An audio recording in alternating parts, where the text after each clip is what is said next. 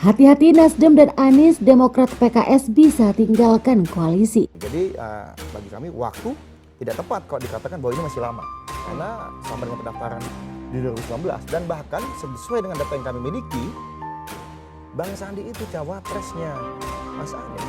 Sampai dengan April 2019 saja, popularitasnya itu nggak nyampe 90%. Padahal itu udah hampir setiap hari kami lihat keliling kemana-mana. Ini yang masih kita sama-sama pelajari.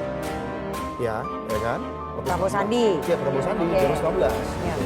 Nah kemudian yang ketiga terkait dengan waktu juga ini, berdasarkan hasil diskusi kami dan juga kami cermati data di berbagai negara lain, termasuk di negara maju, itu waktu yang ideal itu adalah sebisa mungkin 8 sampai 6 sampai 8 bulan itu sudah diperkenalkan.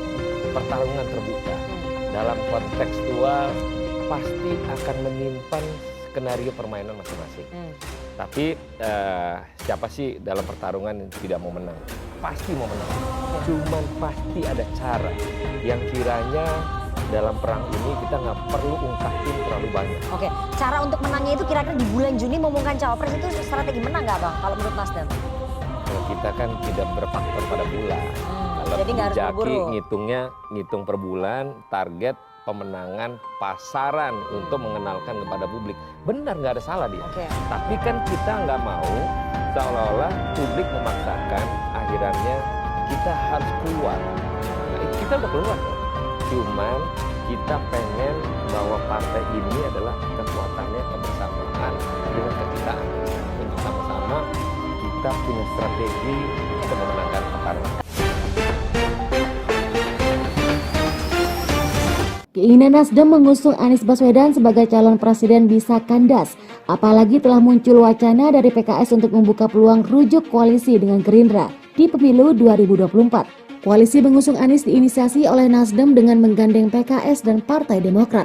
Nasdem butuh dukungan partai lain untuk memenuhi syarat pencalonan presiden. Namun sejak mendeklarasikan Anies sebagai capres pada 3 Oktober lalu, koalisi perubahan yang terdiri dari Nasdem, PKS, Demokrat tak kunjung terbentuk. Rencana deklarasi koalisi perubahan pada 10 November lalu gagal. Alasannya banyak hal yang belum disepakati, mulai dari masalah cawapres hingga hal-hal teknis lain. Pengamat politik Ahmad Khairul Umam mewanti-wanti rencana koalisi perubahan bisa bubar sebelum bertanding jika koalisi tersebut tak segera mengambil sikap tegas. Jika sampai Anies kecolongan salah satu antara Demokrat atau PKS, harapannya untuk maju sebagai capres bisa terancam gagal total. Karena itu dibutuhkan keberanian dan kecepatan bertindak, kata dia.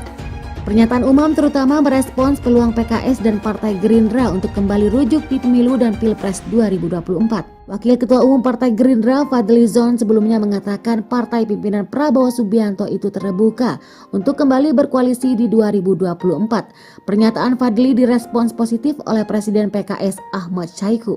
Saiku menyebut peluang PKS untuk rujuk dengan Gerindra masih sangat terbuka mengingat dinamika politik yang saat ini terus bergerak dinamis. Ya, sangat mungkin kita akan melihat dinamika politik masih terus berkembang ya, kata dia. Dan di atas kertas sebenarnya telah menyerahkan pilihan cawapres kepada Anies.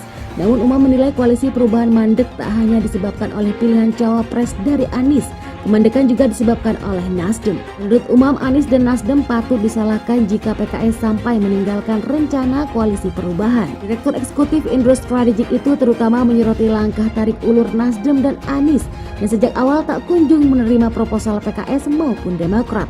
Padahal PKS dan Demokrat sejak awal telah meminta agar koalisi perubahan segera menentukan skema capres-cawapres, termasuk platform koalisi. PKS dan Demokrat disebut Umam sebenarnya sudah memiliki portofolio pemerintahan, skema logistik hingga pelaksanaan sosialisasi dan kampanye pemilu 2024. Umam pun meminta agar koalisi tersebut khususnya Nasdem dan Anies segera mengambil sikap. Dia terutama mewanti-wanti operasi politik dan rencana koalisi besar agar ada capres tunggal di 2024. Jika Nasdem dan Anies masih mengulur-ngulur waktu dan menebar janji-janji politik yang tidak sesuai dengan kehendak partner koalisi, hati-hati jika Demokrat atau PKS akhirnya banting setir ke skema koalisi lain yang lebih menawarkan kepastian dan lebih minim resiko politik, katanya. Kalkulasi politik PKS, pengamat politik dari Universitas Andalas Ilham Azre mengamini soal peluang PKS dan Gerindra kembali rujuk di pemilu dan Pilpres 2024. Menurut dia, peluang itu terbuka lebar karena keduanya memiliki rekam jejak kerja sama yang panjang. Selain di tingkat nasional, dalam 2 pilpres terakhir PKS dan Gerindra juga beberapa kali bekerja sama di daerah seperti Pilkada DKI, Sumatera Barat hingga Jawa Barat. Tentu ini menjadi titik poin juga, jadi penjajakan kerjasama lebih cair, kata Ilham. Rekam jejak koalisi itu justru berkebalikan dengan rekam jejak koalisi PKS dan Nasdem. Sejak didirikan pada 2011, Nasdem menurut dia praktis belum pernah bekerja sama dengan PKS di tingkat nasional. Begitu pula di tingkat daerah yang terbilang jarang. Ilham mensinyalir rekam jejak itu membuat Nasdem dan PKS termasuk Demokrat saat ini masih melakukan tarik ulur soal koalisi. Menurutnya PKS dan Demokrat terutama tak ingin rencana koalisi itu hanya berdampak pada satu partai. Jadi jangan sampai nanti salah satu partai saja yang mendapatkan keuntungan elektoral dari pencalonan ini, katanya.